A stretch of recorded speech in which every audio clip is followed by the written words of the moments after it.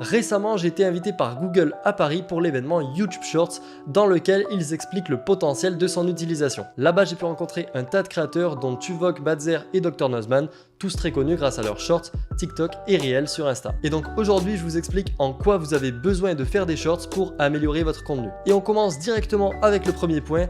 Vous devez certainement penser que les shorts rapportent beaucoup moins que les vidéos normales, et vous avez raison. Par exemple, regardez la différence entre une vidéo normale à 3700 vues et mon short à 4000. Mais le but d'un short, en tout cas à mon niveau, n'est pas de gagner plus d'argent, c'est d'en faire un outil de découverte. Je m'explique.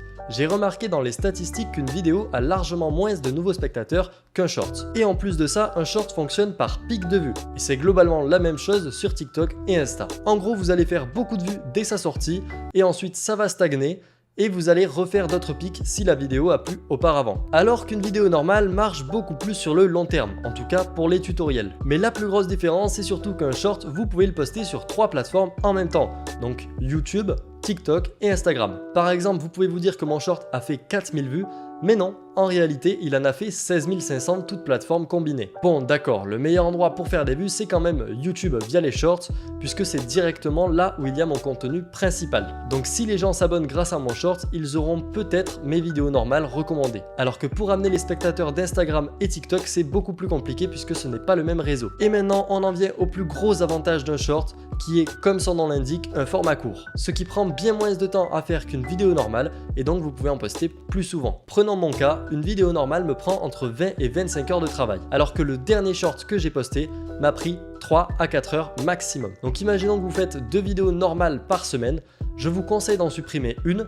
et à la place, vous faites 2 voire 3 shorts. Évidemment, gardez quand même le format long sur votre chaîne YouTube, c'est important. Et d'ailleurs, à ce sujet, j'ai posé la question à Badzer sur combien il arrivait à tourner de TikTok en une journée, et il m'a répondu 3. Et comme il l'a dit lors de l'événement, c'est quand même bien moins grave de flop sur un TikTok ou un short plutôt qu'une vidéo normale puisque ça prend beaucoup plus de temps à faire. Maintenant, si vous ne savez pas quoi faire au niveau des shorts, il faut regarder ce qui marche. Et ce qui marche le plus aujourd'hui, c'est le divertissement. Personnellement, j'ai opté pour ce thème sur mon premier short, même si en soi, ma chaîne n'a pour l'instant aucun rapport avec l'humour. Mais ce qu'il faut retenir, c'est que j'ai réussi quand même à lier l'humour avec le travail que je fais sur ma chaîne YouTube. Et ce qui marche aussi un peu différemment, c'est les mini tutos et les astuces. Par exemple, si votre chaîne YouTube a un rapport avec la cuisine, vous pouvez faire des mini shorts astuces pour créer un petit plat. Mais vous pouvez aussi évidemment faire des blagues en rapport avec le métier de cuisinier. Et l'avantage maintenant de faire de l'éducation via des shorts, c'est qu'on peut viser la recherche directement sur YouTube. Je m'explique, la plupart des vues que vous allez faire sur vos shorts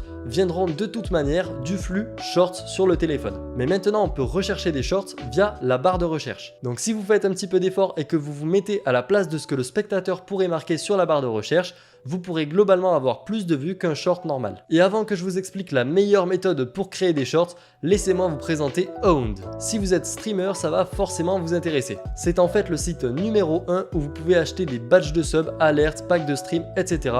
Vous pouvez aussi créer vos propres emotes très simplement grâce à leur créateur d'emotes en quelques clics. Et ce qui rend unique Owned, c'est surtout cet écran où vous pouvez prévisualiser les éléments que vous voulez acheter.